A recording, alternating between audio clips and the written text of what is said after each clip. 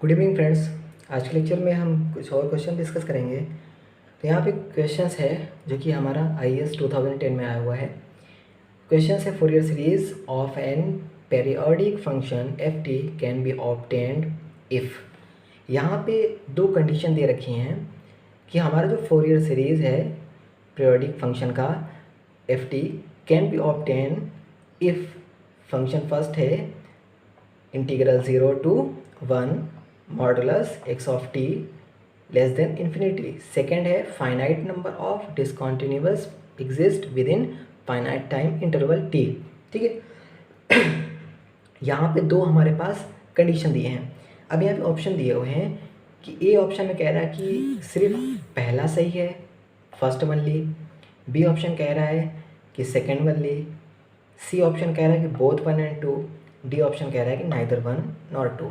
ठीक है। तो अलग अलग ऑप्शन है, उसमें बोल रहा है कि किसी में बोल रहा है, एक में बोल रहा है सिर्फ फर्स्ट सही है, एक में बोल रहा है सेकंड सही है, एक में बोल रहा है फर्स्ट एंड सेकंड दोनों सही है, एक में बोल रहा है कि दोनों गलत है, ना तो फर्स्ट सही है ना गलत है ना सेकंड सही है। तो अब हमें बताना है कि इसमें से कौन सा ऑप्शन चारों में से हो सकता है। ठीक है। तो ये जो हमने चीज़ें यहाँ पे देखी हैं इसको फोरियर सीरीज़ ऑब्टेन करने के लिए, तो इसके लिए हमने एक कंडीशन पढ़ी थी जिसको हम बोलते हैं डिरिचलेट कंडीशन। डिरिचलेट कंडीशन, उसमें 3 कंडीशन थी। ठीक है। एक तो था कि हमारा finite number of maximum minima होना चाहिए। ठीक है। दूसरा था फाइनाइट नंबर ऑफ डिसकंटिन्यूटी होना चाहिए। उसके अलावा था कि जो हमारा एक्स टी है वो हमारा क्या होना चाहिए, एब्सोल्युटली इंटीग्रेबल होना चाहिए। क्लियर। तो यहाँ पे सेकंड वाला दिख रहा है finite number of discontinuous exist within finite time interval, मतलब ये हमारा सेकंड तो ये वाला सही है, सेकंड कंडीशन सही है। फर्स्ट कंडीशन एब्सोल्युटली इंटीग्रेबल है क्योंकि लेस देन इन्फिनिटी है। ठीक है। तो ये भी हमारा सही है, मतलब क्या होगा, हमारा ऑप्शन सी सही है, बोथ 1 and 2। क्लियर। लेकिन ये गलत है। ठीक है। रीज़न क्या रीज़न है, मैंने इसलिए पहले बोला कि एब्सोल्युटली ये इंटीग्रेबल है, इसलिए ये वाला तो सही करेक्ट है ही, ये वाला भी सही है, इसलिए बोथ 1 and 2। बट ये एब्सोल्युटली इंटीग्रेबल कहाँ से कहाँ तक है, क्योंकि क्या होता है कई बार लोग सिर्फ ये एक्सप्रेशन देखते हैं कि modulus of X T less than infinity है, तो वो डायरेक्ट कह देते हैं कि ये तो सही है ही, ये भी सही है, ऑप्शन सी कर देंगे। लेकिन यहाँ पे modulus x of T less than infinity है, लेकिन उसका रेंज देख लें पहले कहाँ से कहाँ तक है। 0 से 1 है, मतलब कि हमारा जो रेंज है वो सिर्फ 0 से 1 के बीच में ही ये हमारा एब्सोल्युटली इंटीग्रेबल है। बट कंडीशन क्या थी, कंडीशन थी minus infinity to infinity modulus x of T less than infinity, ये कंडीशन थी। लेकिन क्या है कि जल्दबाजी में हम ये रेंज नहीं देखते, हम डायरेक्ट इसको देख लेते हैं कि modulus of X T less than infinity दिख रहा है, सेकंड तो वैसे भी सही है, तो ये हमारा इसको हम इसकी रेंज नहीं देखते और डायरेक्ट ऑप्शन सी करके चले आते हैं जल्दबाजी में। ठीक है। तो इस चीज़ को ध्यान रखेंगे कि 0 से 1 उसकी रेंज नहीं है, माइनस इन्फिनिटी से इन्फिनिटी के बीच में modulus of X T absolutely integrable होना चाहिए। तो ऑप्शन कौन सा होगा, ये तो गलत है कंडीशन, ये सेकंड सिर्फ सही है, मतलब सिर्फ सेकंड वाला ही सही है, ओनली 2, मतलब ऑप्शन बी हमारा सही है। तो इस टाइप के क्वेश्चंस IAS में आते हैं। ठीक है। सेकंड क्वेश्चन एक और करते हैं यहाँ पे।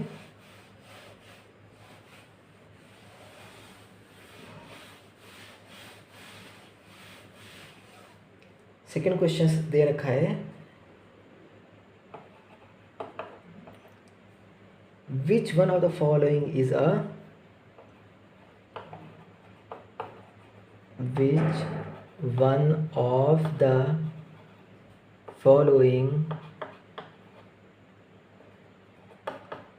following is a Dirichlet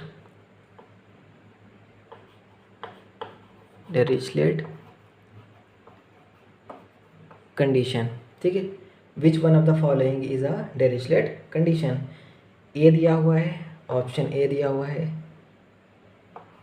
option A हमारे पास क्या दिया हुआ है, T1 से infinity, T1 to infinity modulus X T less than infinity, modulus of X T less than infinity.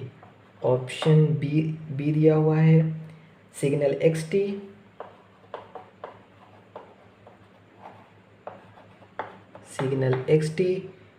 must have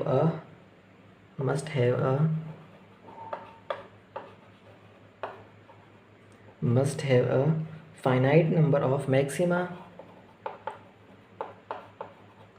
finite number of maxima and minima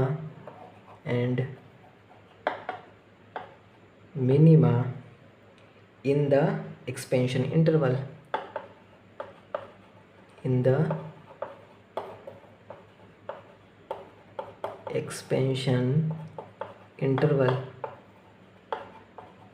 okay. C यहाँ पे last क्या दिया हुआ है, सी है x T can have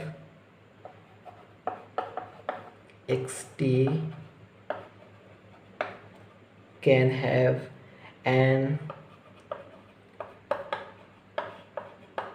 infinite number of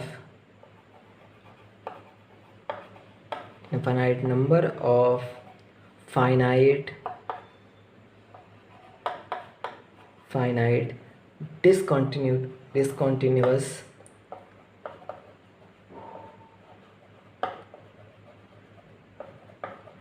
discontinuous in the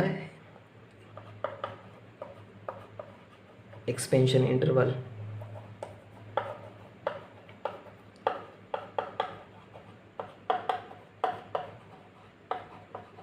okay, last हमारे पास क्या ऑप्शन है, x square T must be absolutely समेबल,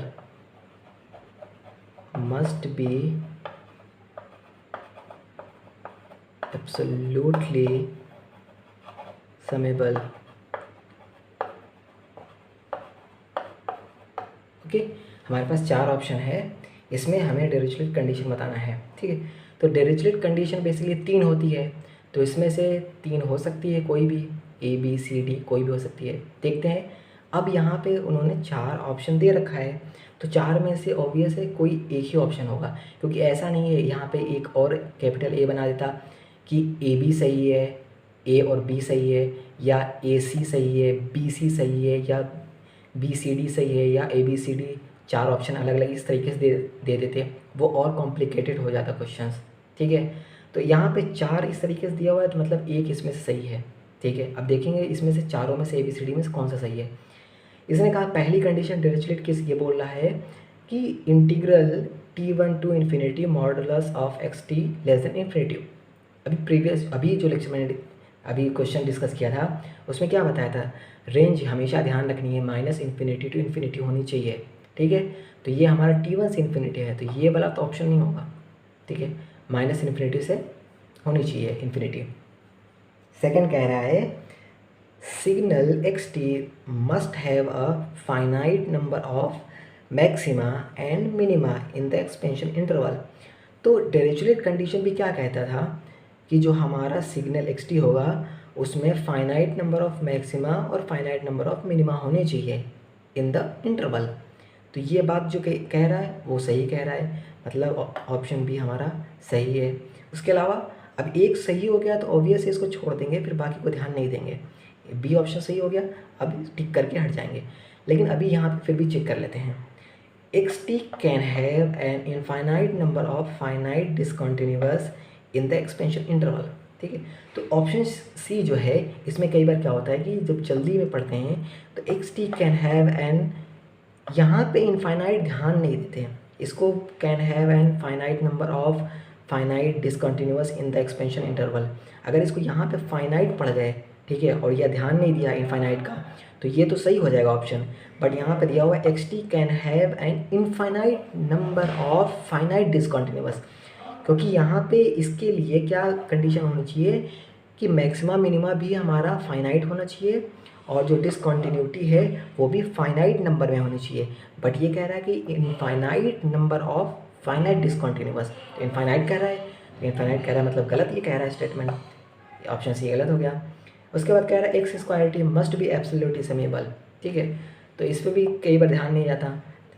x square T must be absolutely summable नहीं होगा, एक्स ऑफ टी ये हमारा एब्सोल्युटली समेबल होना चाहिए, x of T. X square T कई बार क्या होता है डिफरेंशियल कंडीशन पढ़ने के बाद में कन्फ्यूज़न हो जाती है, जब ये ऑप्शन देखते हैं लगता है कि एक्स स्क्वायर टी था शायद, तो ऑप्शन यहाँ पे भी टी का चांस हो जाता है, ठीक है। तो इस तरीके से, बट यहाँ पे तो एक ऑप्शन सब सही हो गया तो इसको चेक करने की ज़रूरत भी नहीं थी। अगर हाँ इस तरीके से हो जाता, यहाँ पे इस तरीके से देता कैपिटल ए बना के कि ए एंड बी ऑप्शन सही दे देता, ठीक है, कैपिटल बी बना के दे देता, बी एंड सी दे देता, कैपिटल सी बना के दे देता, A B and C, D में दे देता, ठीक है, ए बी सी डी। इस तरीके से ईएस में क्वेश्चन फंसा के देते हैं। ये चार ऑप्शन एक साथ तो अब सब सारे चेक करने पड़ जाते हैं। अगर ये नहीं है तो कोई इधर से हम शुरू करेंगे, कोई एक हमारा सही आ गया तो बाकी को तो चेक नहीं करेंगे। लेकिन अगर ऐसी कंडीशन दे देती तो फिर हम चारों को चेक करेंगे अच्छे से और देखेंगे कौन सा गलत आ रहा कौन सा सही आ रहा, उसके हिसाब से। मान लो ए बी सही आ जाता तो हमारा ये ऑप्शन हो जाता, ठीक है। मान लो ए बी सी सही हो जाता, ऑप्शन सी हो जाता हमारा, ठीक है। मान लो बी सी सही होता तो हमारा ये वाला ऑप्शन सही होता। चारों के चारों अगर स्टेटमेंट सही हो जाती तो ये हमारा हो जाता। इस तरीके से क्वेश्चंस को टाइम टेकिंग वाले क्वेश्चन बनाते हैं, स्टेटमेंट देंगे और इस तरीके से बना देते हैं कि इसमें टाइम ज़्यादा जाए, क्योंकि ईएस में एक क्वेश्चंस के लिए बहुत कम टाइम होते हैं, 1 मिनट, ठीक, 1 मिनट से थोड़ा ज़्यादा होता है। तो इतने में हमें इतना जब कंडीशन दे देगा, चारों को वेरीफाई करना है, उसके बाद देखना है कौन सा सही है। उसमें एक अक्सर ऐसा होता है ऑप्शन जो कि अक्सर लोगों को नहीं पता होता है, 80-90% लोगों को। अब उसी में फंसते हैं कि मान लो कि हमें पता चल गया कि ए भी सही है, बी भी सही है, सी भी सही है, तो एक ऑप्शन तो ये भी हो सकता है, एक ऑप्शन ये भी हो सकता है। अब डी हमें पता नहीं है और डी यहाँ पे दे रखा है। मान लो हमने ऑप्शन सी लगा दिया, मतलब ये वाला जिसमें ए बी सी तीनों सही है, मान लो कि ये वाला भी स्टेटमेंट सही था तो ए बी सी डी चारों सही हो गए तो ये वाला ऑप्शन हो जाएगा ना। तो इसीलिए वो जानबूझ के फंसाते हैं, एक स्टेटमेंट कोई ऐसा देंगे जो कि अक्सर 80% या 90% स्टूडेंट को नहीं पता होता एक ऑप्शन, तो उस तरीके से क्वेश्चन फ्रेम करते हैं, ठीक है। तो इस टाइप के क्वेश्चन ये हमारे आए हुए हैं IAS 2010 में, ठीक है। तो इस टाइप के क्वेश्चन बहुत सारे अभी क्वेश्चन हैं। तो अभी आज के लेक्चर के लिए इतना ही रखते हैं, फिर मिलते हैं नेक्स्ट लेक्चर में।